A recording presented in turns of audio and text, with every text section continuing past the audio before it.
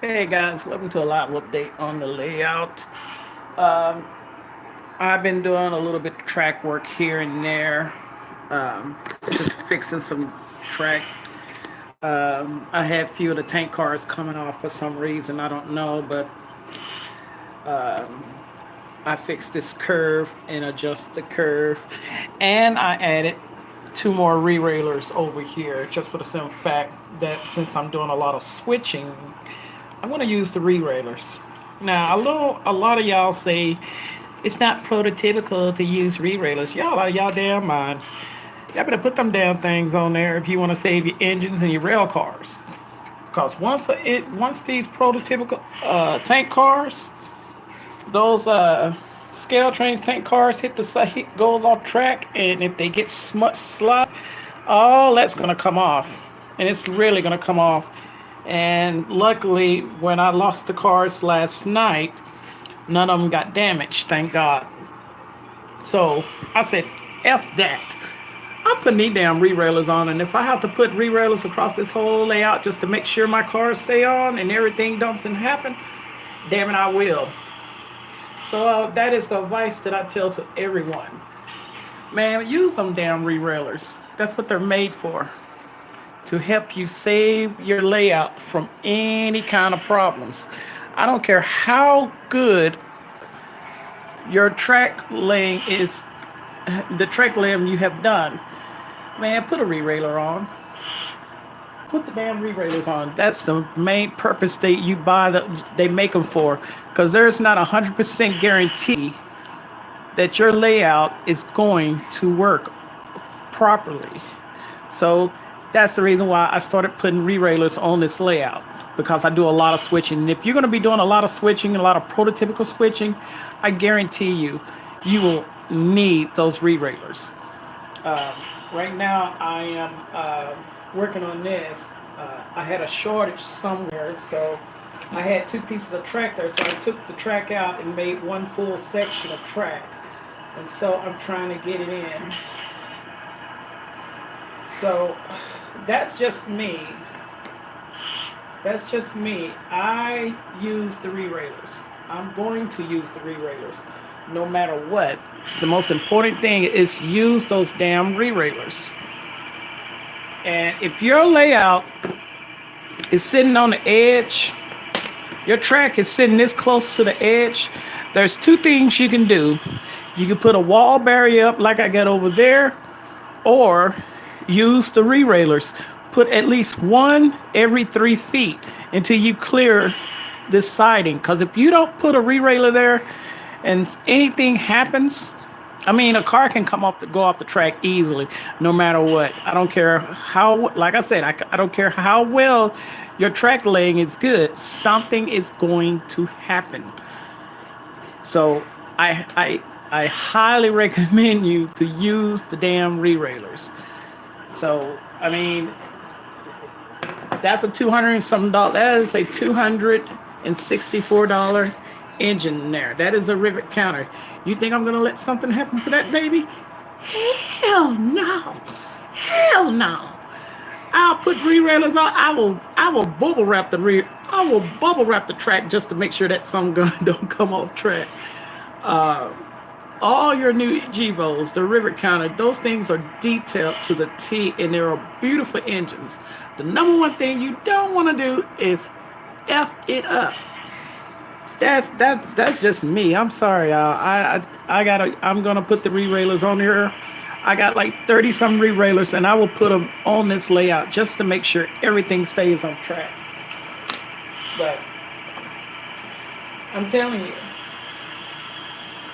the worst thing to do is to lose a tank car, because I will cry like a bitch. I don't care. Y'all will see me cry. And I will shed tears to the end of the earth over that river counter back there. And y'all hardly ever see me run that river counter because I don't want anything to happen to it.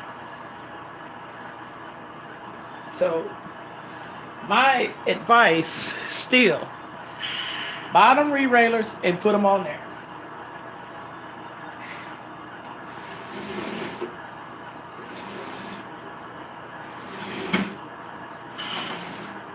And if you're the type of model railroader that just like to see your train go around in circles, still put the damn re-railers on there. Put them on there, man.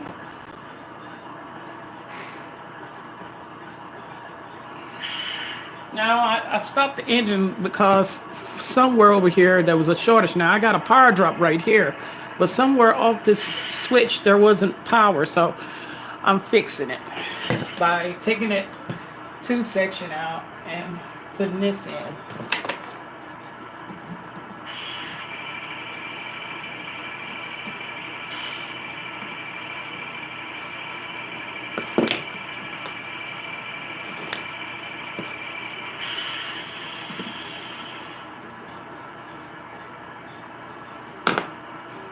It's a little tight. When the track billows up like that, that means you got it in there just the way you want it. So when you nail it down or however, you know 100% sure that it's a good joint.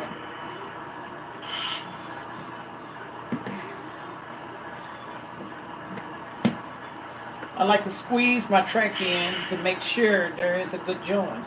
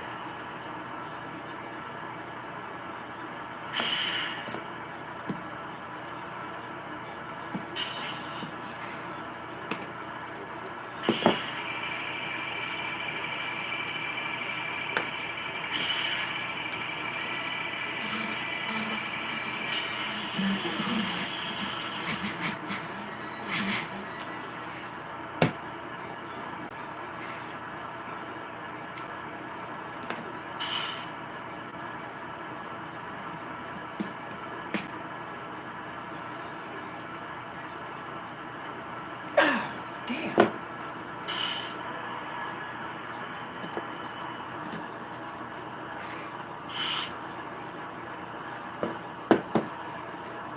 All right, let's give it a shot.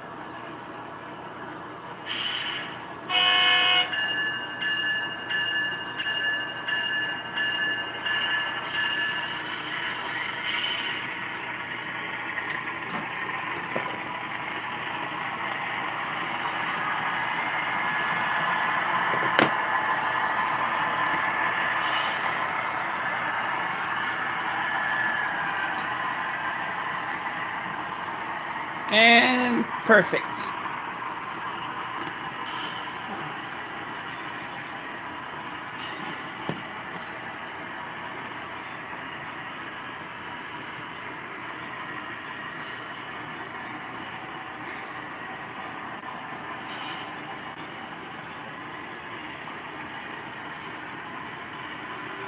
Outstanding.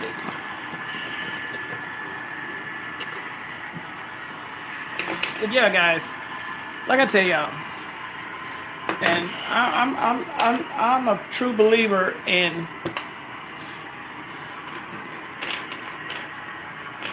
one time. It only takes one little poop, and your shit is on the ground. Use the re-railers. I mean, an old school model railroader would tell you, man, I put re-railers on this layout as much as possible because I don't want nothing to happen to my rail cars. That's the main purpose of them, to keep the shit on the track. I mean, you can have 100% guaranteed non-stop running trains, but when you get a certain speed on your layout, something's gonna happen. It always happens, and that is what the purpose of them for, to make sure your stuff stay on track. So, I mean, if you think you can do it without having any issues, power to you. I'm gonna pray for you. But right now, this main is now running at pretty good right now. No cars are going off the track now. Everything is on a smooth run.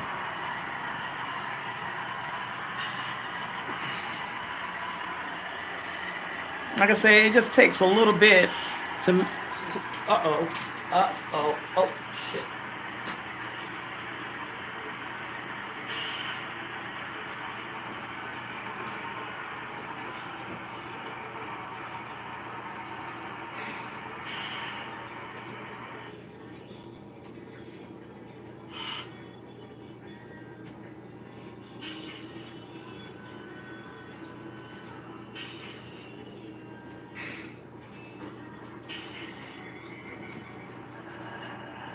Now that was my fault.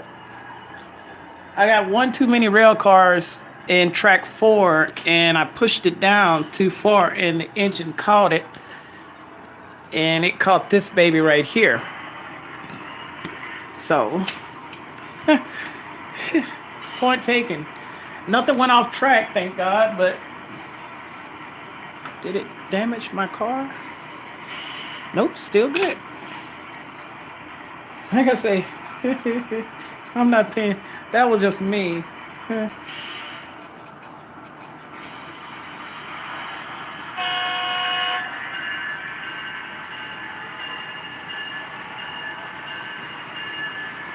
I'm going to take it up to 40 and see how it runs at 40.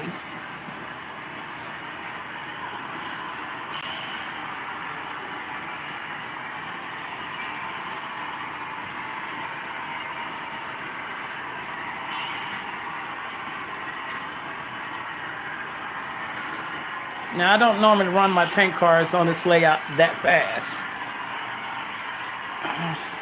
But the only way I can get a true sense of if everything is working fine is just put it at a speed, high speed.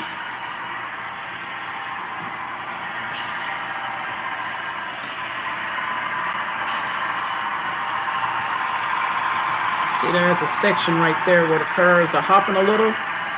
I gotta go back through there and check that and fix it.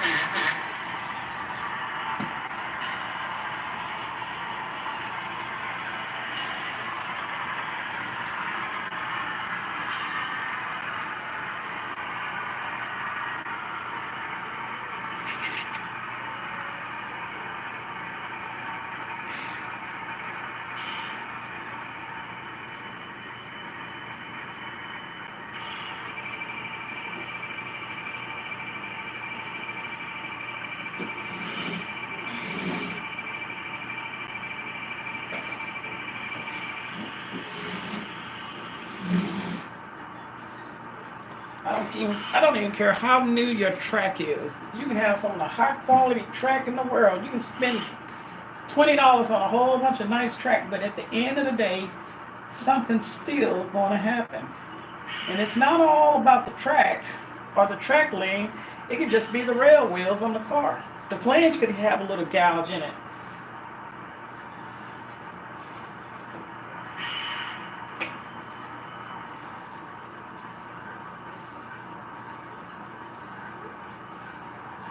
Guess that'll work. Let's see.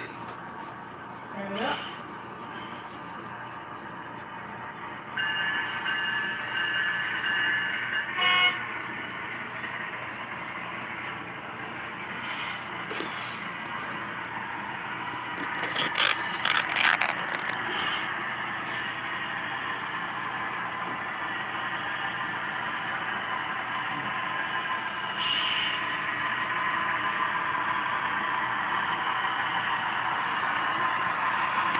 Check out the engine on the curve.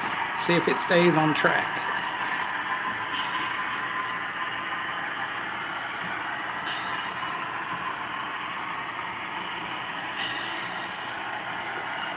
Stays on track.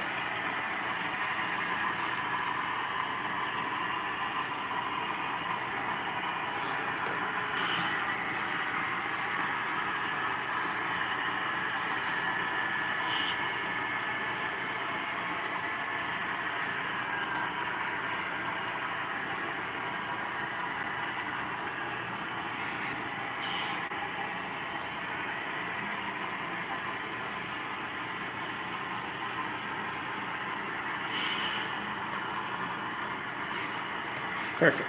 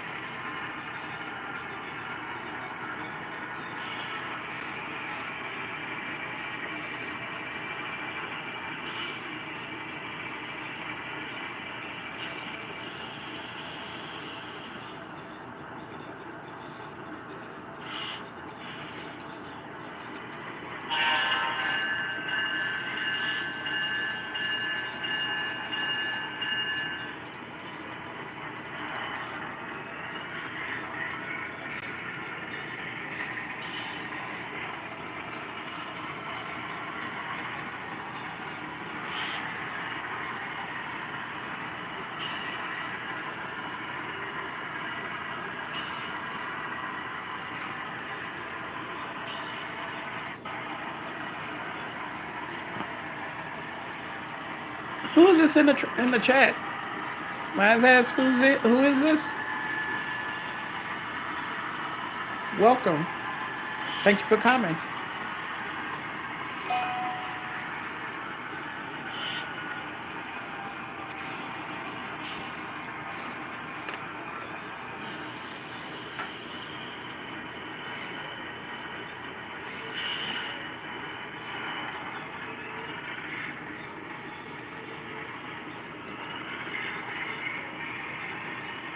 And when you do real good track, you're able to shove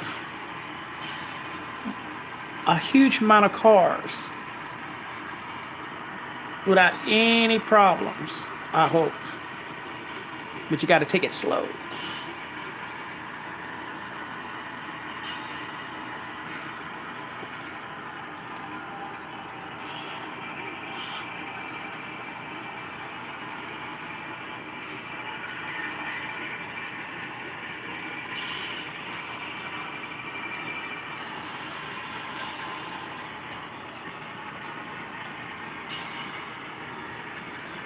And that is what you want. The ability to shove and drag a high amount of cars without any problems. That's with good track work. Use the dang re-railers. Keep your stuff on track.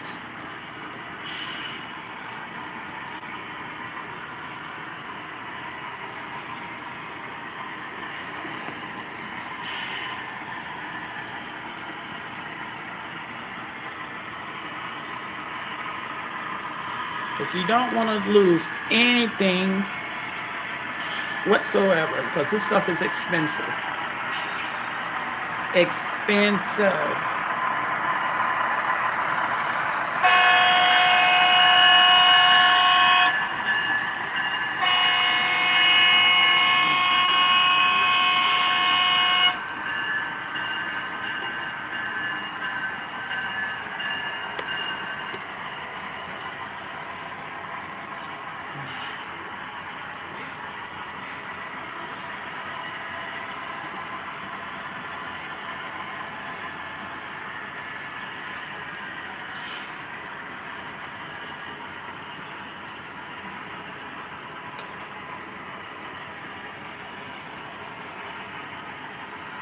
And you know you got a damn good engine when it can pull 45 cars easily.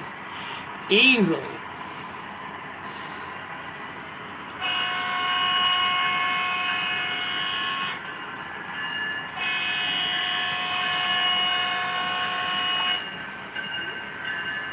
And this layout is not level, because most of this wood is, on the other side, I didn't put studs in there, support studs in it.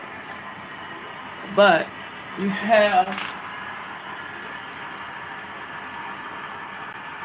I have a little situation here. Let's see if this works.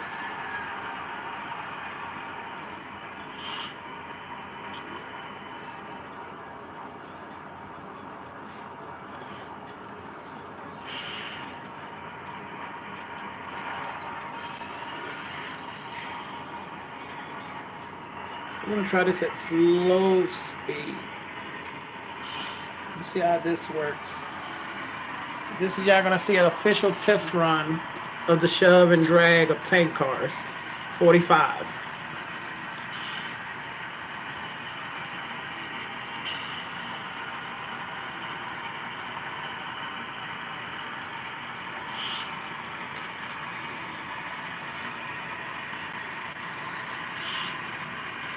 It came uncoupled.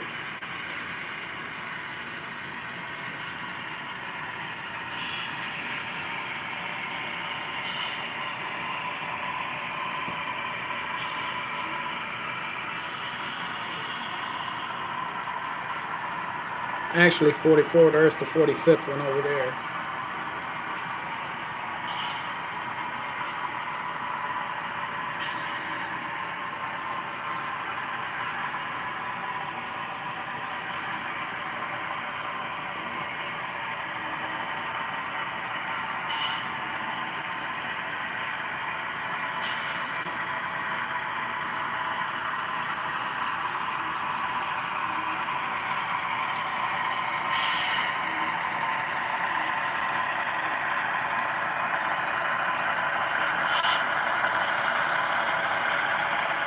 I'm not too much worried about the drag. I'm worried about the shove. See how the shove do.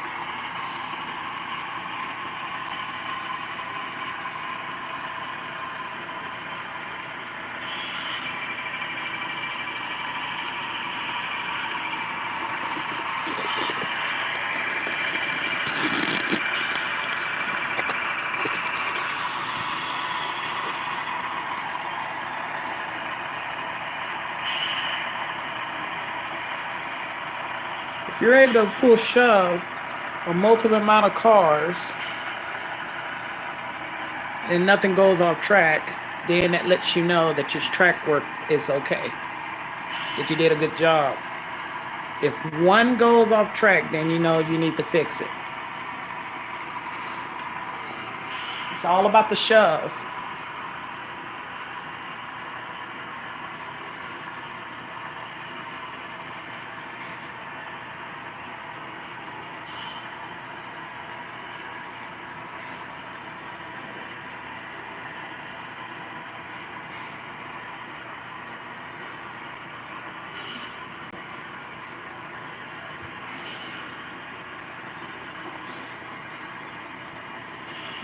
And the way this layout is working, every time it goes down, there's a little drop down in this area. So all the cars are being pushed against the engine until they get to over here.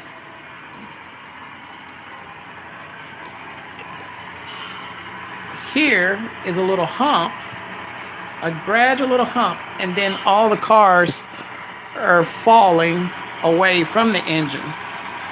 So every time you have this little going back and forth between the cars, they're nudging and shoving, nudging each other as they hit the hill going down. It's just a small elevation.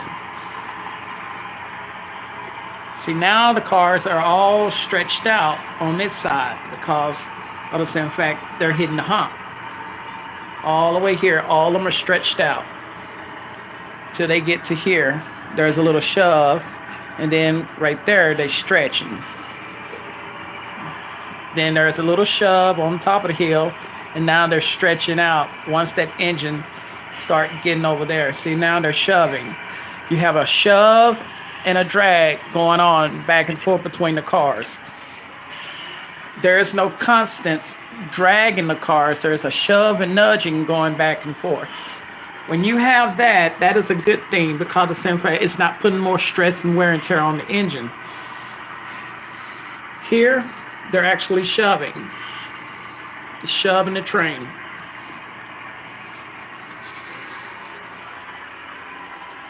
Just like in the real, just like if it was prototypical, there comes a point where the train is going up a hill, so it's stretching out the train. When the train hits a certain point, when it hits the peak and goes over, the shove turns into a nudging effect. So the cars are actually doing this back and forth. It'll shove and it'll stretch. It'll shove and it'll stretch. Now it's beginning to stretch out. The train is stretching. Once it starts hitting, see? There's a little nudge going on. Once it starts hitting that spot, all the cars started slowly stretching because there's more weight pulling the train away. That's what you want sometimes. Less stress, wear and tear on the train. Everybody say you need a constant flat layout. Well, yeah, you can have a constant flat layout, but think about it. If it's a constant flat layout, 9 times out of 10, all that engine is doing is just shoving and stretching and shoving or dragging, putting wear and tear on the engine.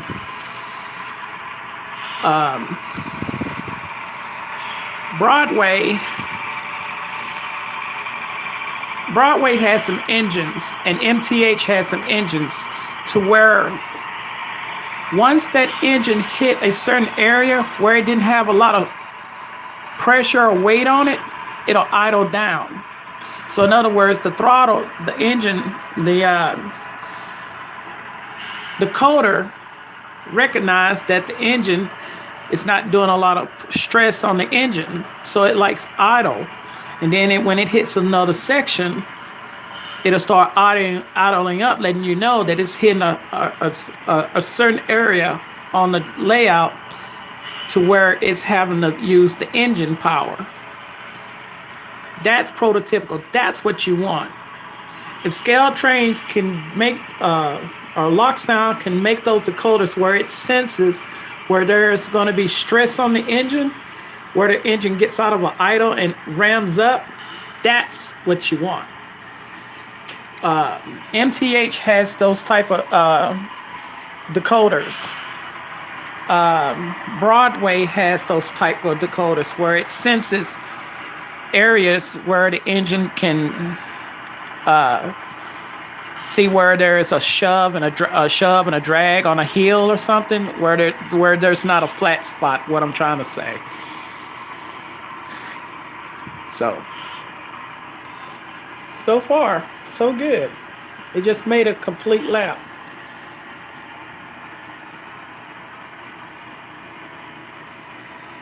Prototypical layouts of a flat surface all the way around, it's cool and everything, but if you give your layout a little elevation here and there, you'll see a difference in the way your rail cars will work.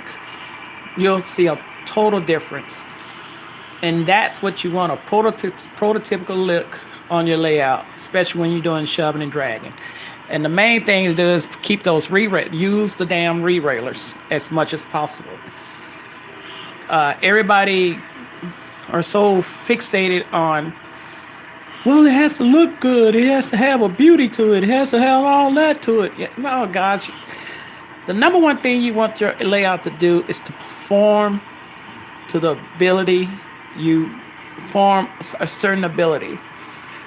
I have my layout designed for a specific ability to do the stretch and pull, the stretch and nudge. The stretch and nudge is what I'm trying to say. Stretch out, nudge it. Stretch out, nudge it. That's exactly what happens in the real world of railroading. It goes up a hill, it stretch out. It goes down a hill, it nudges up. Stretch and nudge. So I want the stretch and nudge effect on my layout. For one, less stress and wear and tear on the engine. Two, it's prototypical. And three, I love it. I'm sorry, hands down, I love the stretch and nudge effect. So, especially when you're kicking cars over here. When I kick cars over here, there is a stretch and nudge effect. When I get them up there, they're nudging up to a certain point. Y'all think it's level. Y'all see it looks level, but it's not. And I'm going to show you right now.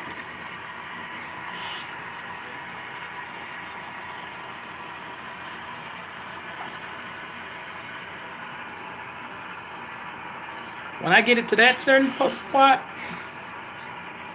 it's still in the nudge effect.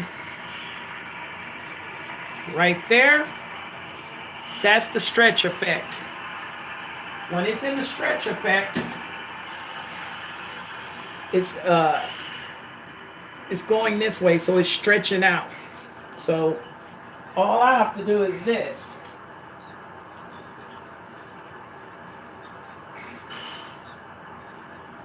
Couple, baby.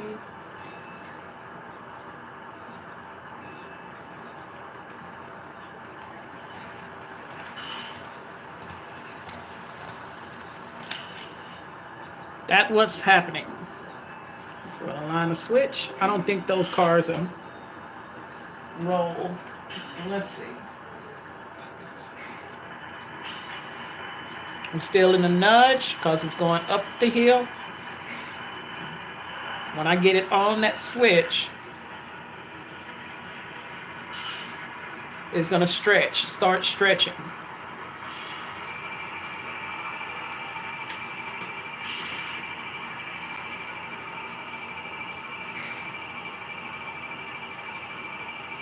Oh, it did roll.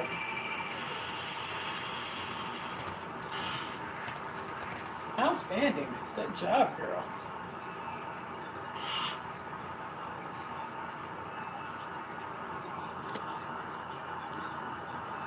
Hey, Randy, I didn't even see you there. Good morning. Hey, William. All right. I'll see you later, man. Hey, William. All right. Right now, we're now hitting the stretch mark. I'm not talking about somebody with stretch marks. I'm talking about the stretching effect of the train. When I uncouple this car, hopefully it'll roll.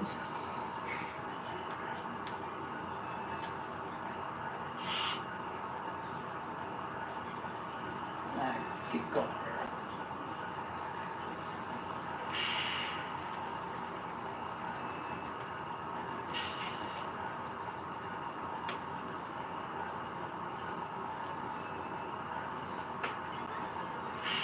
Still going up the hill. It's in the nudge because all the cars are tightening up. We're in the nudge.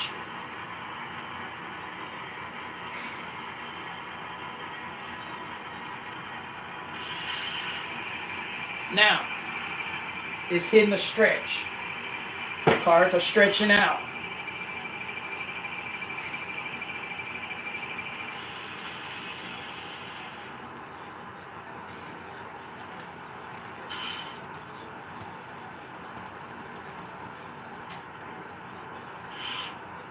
We're in a nudge.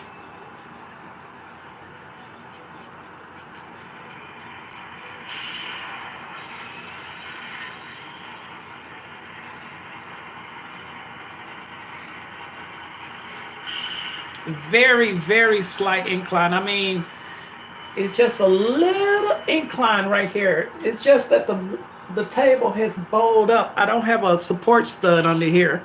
So the table over the time has, and the heat and everything has nudged the table up a little bit. So in other words, the table got a little warp in it. Just a slight warp.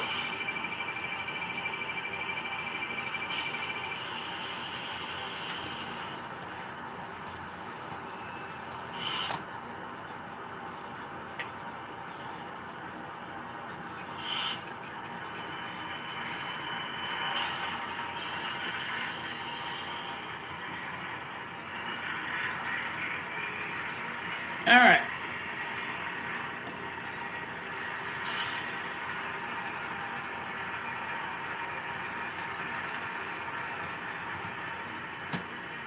It's not that fast. I didn't want it too fast.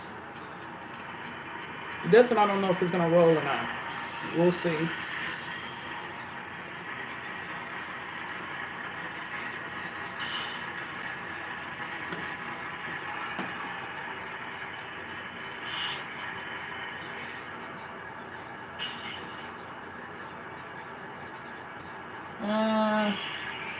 No, it ain't going to roll. I got to change the wheels. The wheels are real dirty.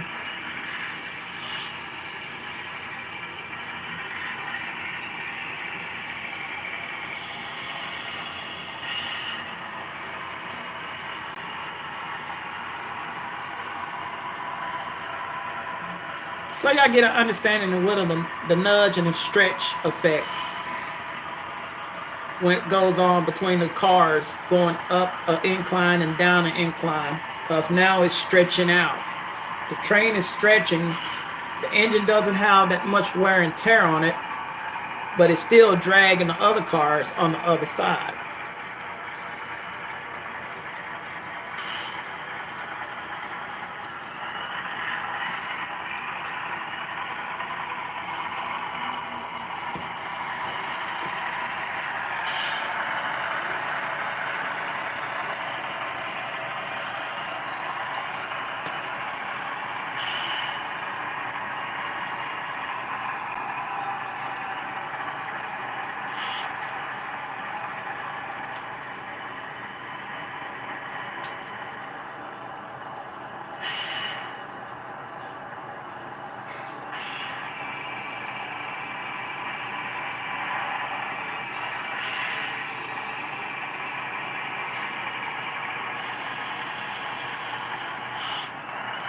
Is it prototypical to have a train on the other side and switching, and you're doing switching on the other side? Yes, because we used to do it all the time. We would have like 10 or 15 cars on us on one side in the yard, shoving and dragging, and the next thing you know, I'm on the point down there watching the end while we're shoving and dragging over here, blocking trains in the yard. So yeah, we do that. We've done that quite a few times. So ain't nothing wrong with it.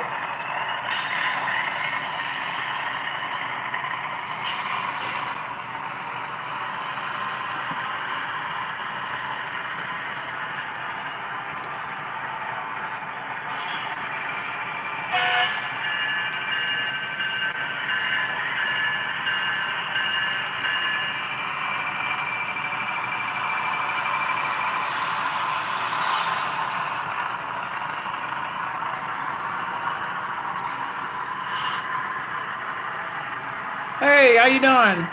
You doing all right?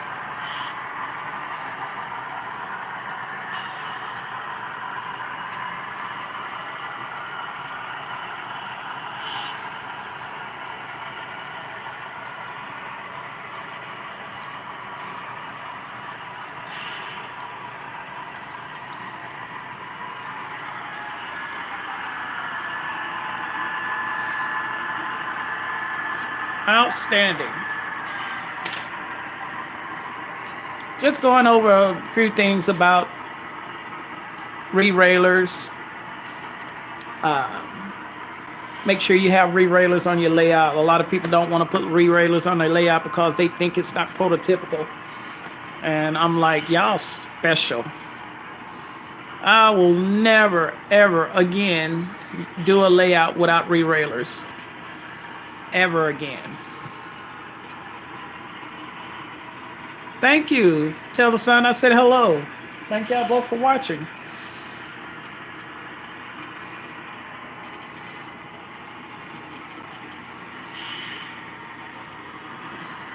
Yeah,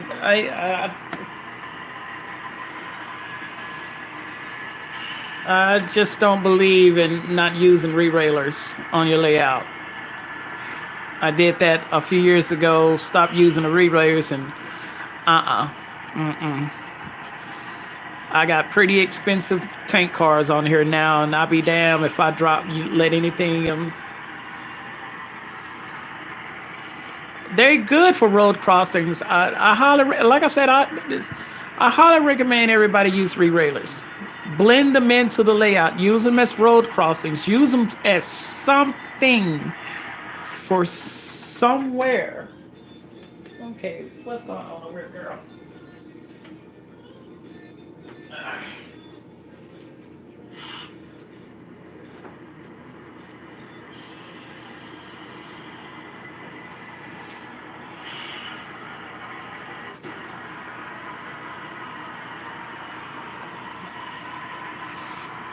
Okay, I'm gonna set these cars correctly in the yard. I want my scale train tank cars in track 2. And oh, wait a minute.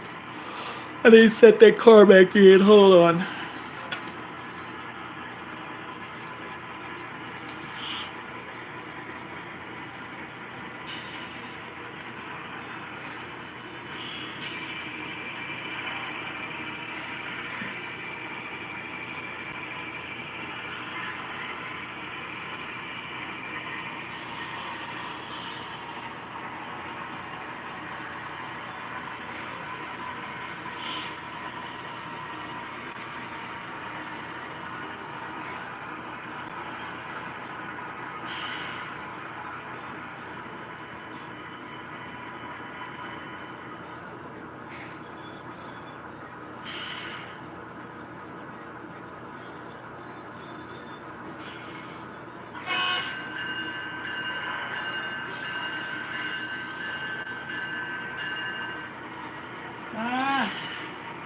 You roll too much, girl. You roll too much.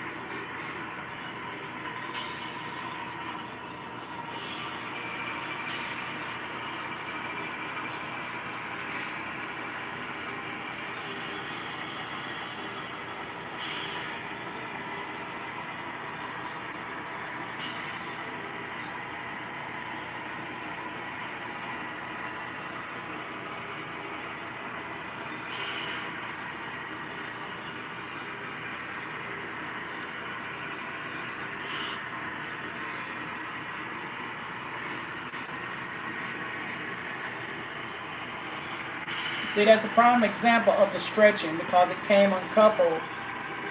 They're all nudge, and then when they get a certain spot, the train starts stretching out. And when they come uncoupled, the cars start moving that direction.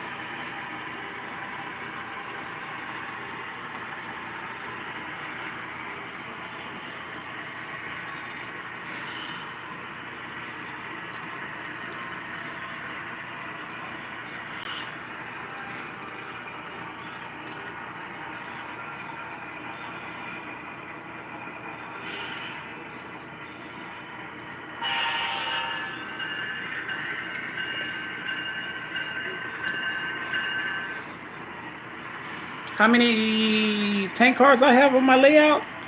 I have 70 tank cars now. 70.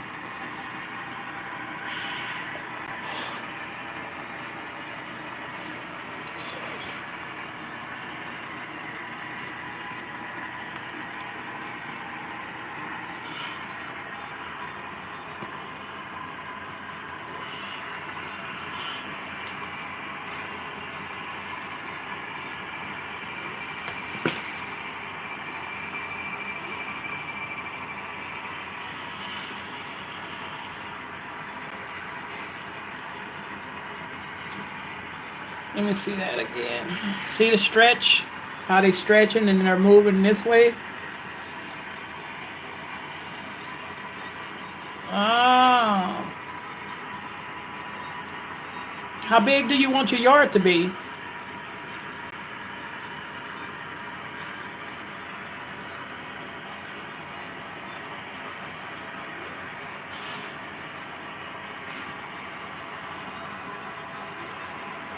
Because right now, this part of the layout holds, these 4 lines hold about 45 cars.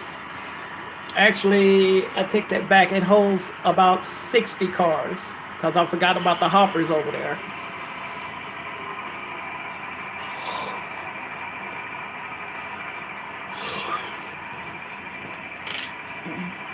Because if you're going to do a yard, always remember how many cars you want to fit in the yard for one.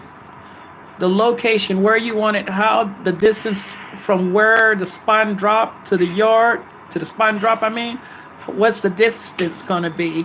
And then third, how many cars are you willing to take to the spot and drop when you take them out of the yard? You got to take all those into factor because you don't want your train too long, but you want it long enough so that, you know, you don't have to carry or make so many trips back to the yard to pick up the cars.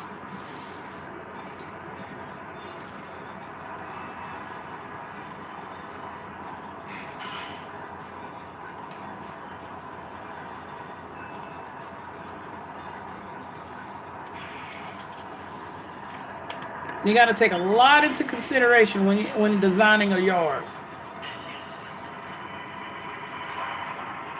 And what its main purpose, what is the purpose of that yard?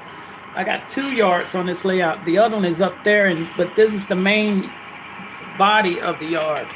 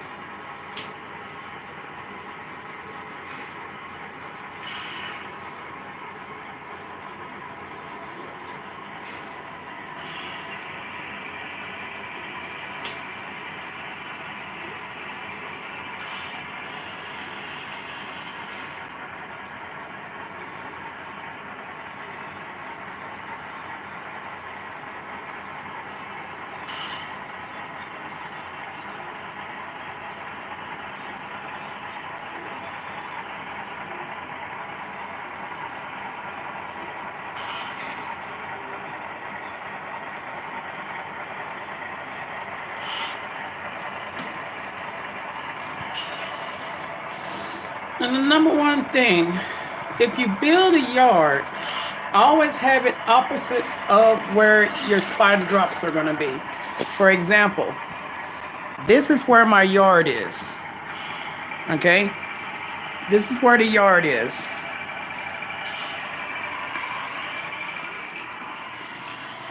There's my spot and drops over there.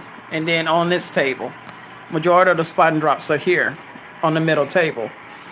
You never want to have your spot and drops right next to the yard. That doesn't make any sense because all you have to do is build a train and then drag it up and then spot and drop right next to the yard. No, no, no, no, no, no. That's, to me, that's tacky a little bit. Put your yard on one side of the layout. Put all your yards on one of the side of the layout. If you got another yard, put it in the opposite direction of the spot and drops, because it dead, yard dead sitting down there. But I have a yard up there, and I have a yard over here. You always want to have it opposite or furthest away from the yard, so you can do drag it around to where you want to spot and drop it. So this is a spot and drop. The other side is a spot and drop. This huge building right here is a spot and drop. And then you got spot and drops over there on the wall. Here, I got to put that Trek in today, going there, and then down there in the corner. And then I have a spot and drop in the closet, which is going to be a point to point from this plant area going into there. So that's just me. That's just how I feel about yards and spot and drops. They need to be away from the yard always. Because I've never seen a yard. I've seen feeder yards. Well, I take that back. There are feeder yards where they'll put all the empties or loadeds in a yard right next to the plant. But its main purpose is for outbound cars. So whenever they get done with rail cars, or if they coming from a long distance, say for like a 50 mile, anything over 50 miles, they'll put a feeder yard right next to the plant so they can feed the cars and they don't have to use a huge amount of manpower to work that area. They'll just put so many cars in there per week. They don't have to do daily runs there.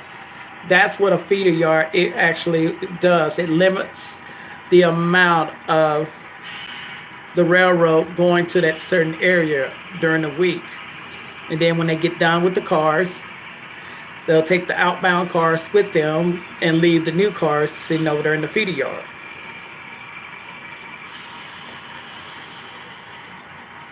So you can call it a staging yard, a feeder yard, or however, it's still a yard. Its basic purpose is for that certain area.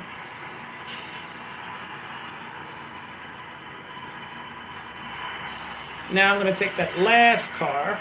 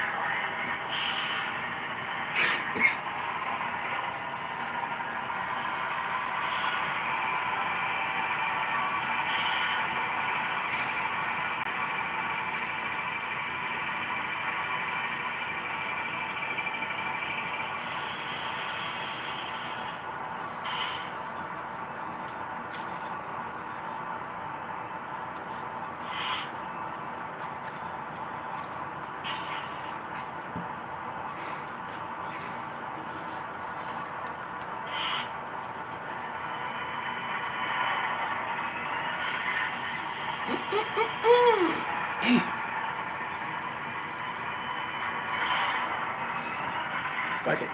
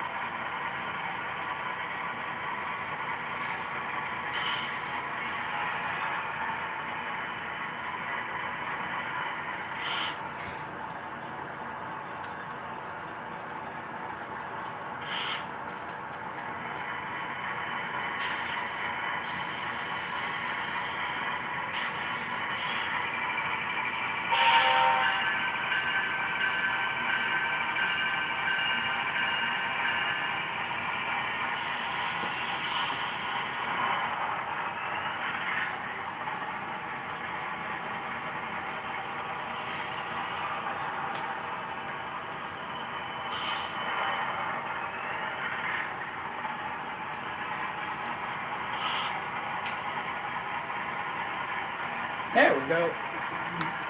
I was trying to get my ditch lights to work.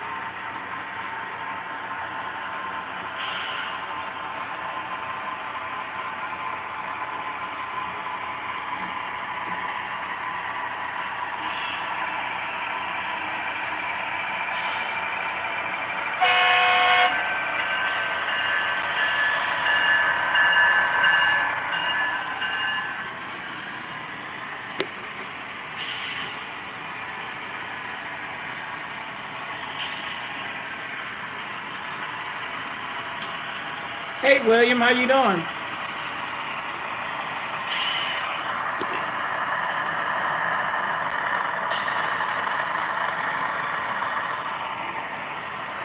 Ah, I see.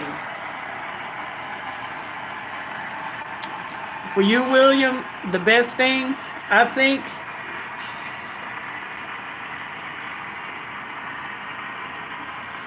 I'm doing all right.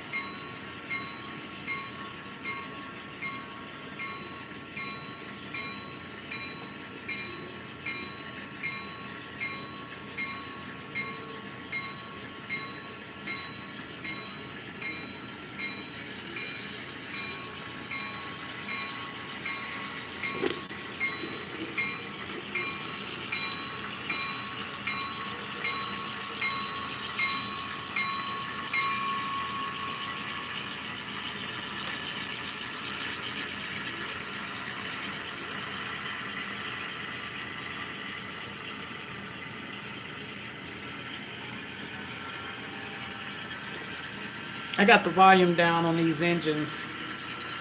I don't want to mess up the speaker.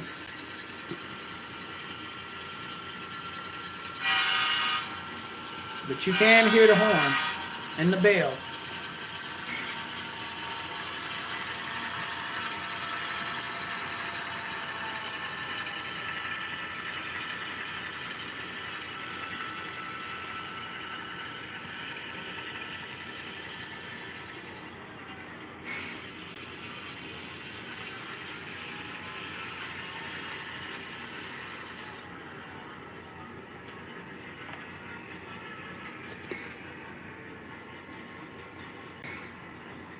Do I use way cards? No, that's old school. No, I've never used way cards because I wasn't trained in the real world to use way cards. We use switch lists.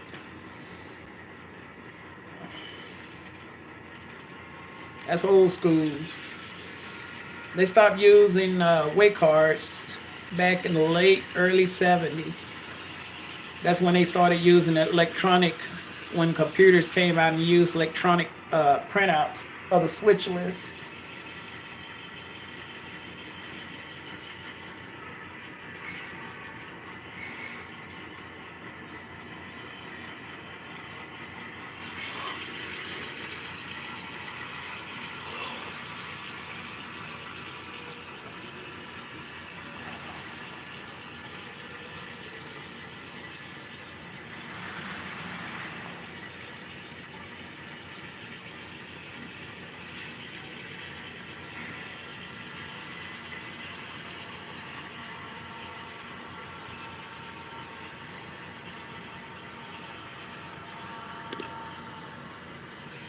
Yeah, I got plenty of videos on how to use a switch list. It's pretty simple. Switch lists are pretty simple. I can give you a crash course in 10 minutes on a switch list, how it's used. Matter of fact, you are in luck. I'm going to do a switch list real quick of these rail cars, and I'm going to show you how to use a switch list. Give me a second, okay?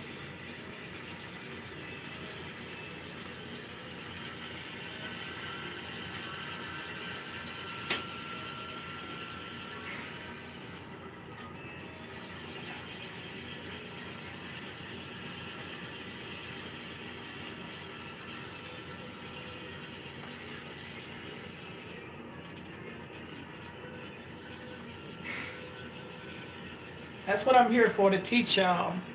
A lot of people not willing to teach y'all the little basics of what railroading is all about.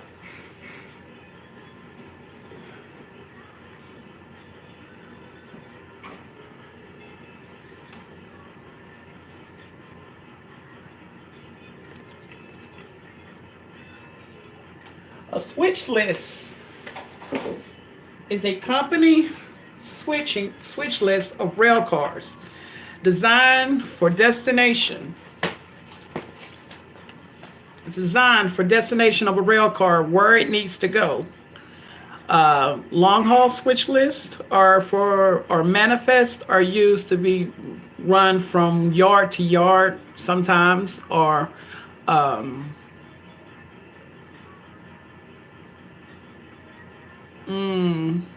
what's the other one? A yard switch list, which is what this is pretty much is, a yard switch list. I have two types of switch lists. I have a yard switch list, and then I got a spot and drop switch list.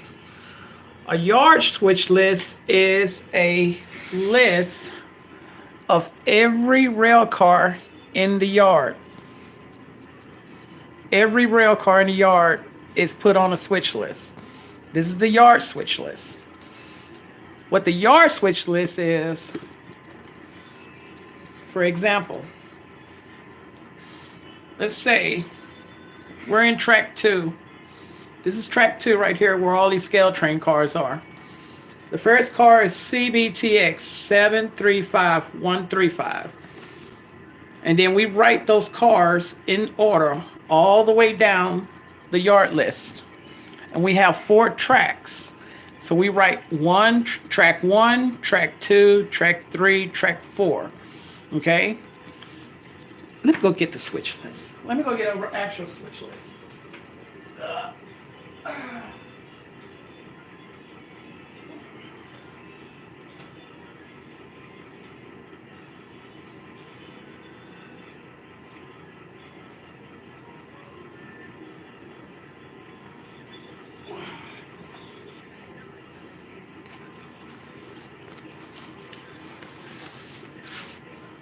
This is a original switch list. It's about 15 years old where I used to work at.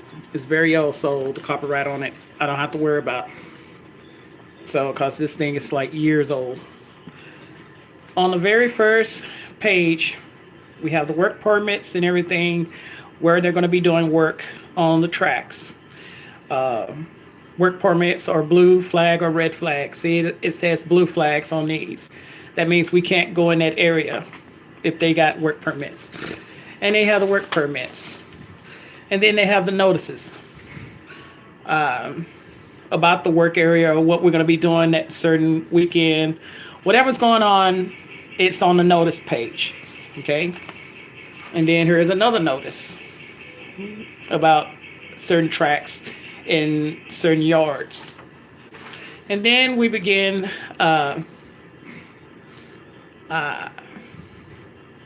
outbound cars that needs to be weighed. Every tank car has to be weighed. We don't worry about too much about the hoppers, but the tank cars had to be weighed. So this is what this is. This is the location of each car. It's spotted as an outbound, blocked in a certain area of the train. And this is what it says. Cover means it is a hopper. It's a cover hopper. That's what that C stands for, cover.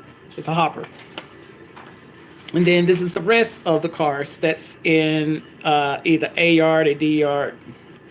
Most of these are coming out of A yard because these are the cars that we put in A yard from the inside the plant. Anything in A yard goes to outbound. So this is pretty much our switch list for A yard. So we look at this for A yard. And then there's the rest of it. And then the empties.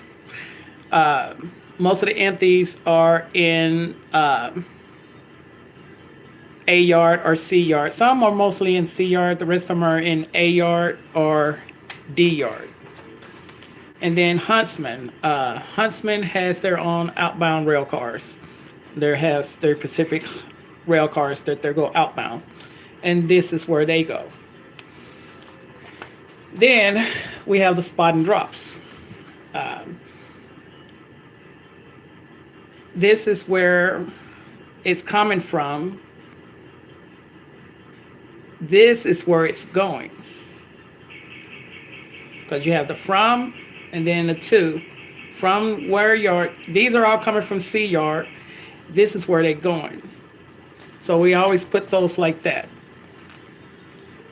And then down there. And then down there. This is all going to, where is this all going? If it says D yard, that means, and it has a Y, that means it needs to be weighed. So actually this is 8 rail and 6 rail. We had some cars that, these cars are all our spot cars. And these are all the spots that it's going to. And then same thing down here. So if it says setback, that means we have to put that car back. It's pretty simple switching. And then here's another, the road number, the from, the to, the weight. It needs to be weighed if it's a block, and then the remarks. The remarks are always say the pull or setback, or it won't say anything at all. So that's pretty much it on that. And then there's the rest of it. That's the backside 2 rail. That's the hardest area to work in. It's the backside 2 rail. And then here's the rest of it. But that's pretty much it on that switch list. But everything that's in the yard has to be pulled in a certain way. It has to be pulled in a certain order so that when you go to spot the cars, you don't have to do a lot of switching. In other words, you're trying to save as much time as possible. That's the basics of switching and blocking. All right. I'm going to make this as simple as possible. Up here, I have an example of 4 rail. This is 4 rail. Get back on there, girl. Sorry. Come on. I'm going to give you a crash course in a switch list and how it's designed and what is its purpose.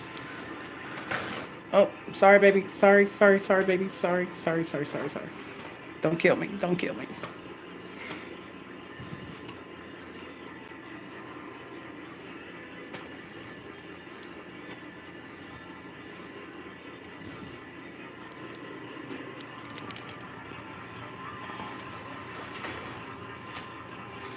And then you go down here.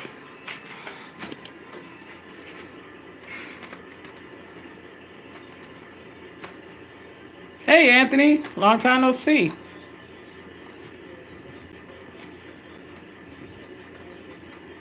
All right. This is going to be a quick crash course on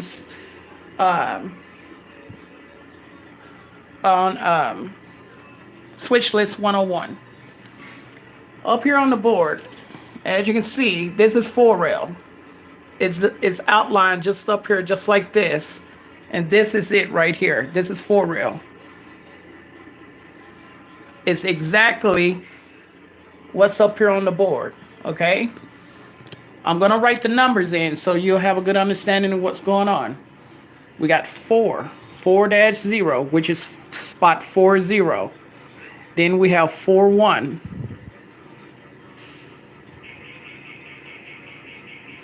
Outstanding. Then we have 4-3, 4-4, 4-6, 4-8, 4-15, 4-16, and then the last spot is 4-19, which is down here. Then at the bottom, we have 4-8-4, 4-8-3, and 4-8-1. I'm going to write it in that order. 4-8-4, 4-8-3, and then 4-8-1. All right? So, we already know, and this is actually prototypical where I used to work at, okay?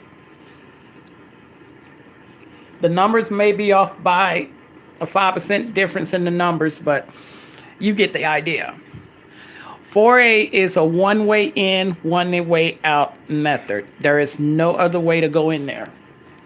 So you have to block the train properly to go in there.